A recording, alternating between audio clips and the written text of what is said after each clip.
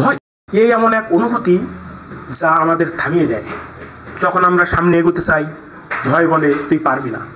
যখন আপনার স্বপ্ন দেখতে চাই, ভয় ফিসফিস করে তোর মতো মানুষের স্বপ্ন পূরণ হয় না। কিন্তু বলুন তো, ভয় কি বাস্তব? না বন্ধুরা, ভয় একটা অনুভূতি, একটা কল্পনা, যা তখনই শক্তিশালী হয়ে ওঠে যখন আমরা তাকে গুরুত্ব দিই। আপনি যখন হাঁটতে শিখেছিলেন, কতবার পড়েছিলেন, তবু উঠে দাঁড়িয়েছিলেন, কারণ তখন ভয় ছিল না, ছিল সাহস। তাই আজ কেন ভয় আপনাকে থামিয়ে দেবে? জেনে রাখুন, ভয় মানে ফলস এভিডেন্স অ্যাপিয়ারিং রিলস, মানে যা আসলেই ঘটেনি কিন্তু মনে হচ্ছে ঘটবে। ভয়ের বিরুদ্ধে দাঁড়াতে হয় কাজ দিয়ে, ছোট পদক্ষেপে, প্রতিদিন নিজেকে একটু করে ছাড়িয়ে যাওয়ার মাধ্যমে। যে ভয়কে তুমি আজ মুখোমুখি হও, কাল সেই তোমার শক্তি হয়ে দাঁড়াবে। ভয়কে দোষ দিও না, কারণ সে তোমার পরীক্ষা।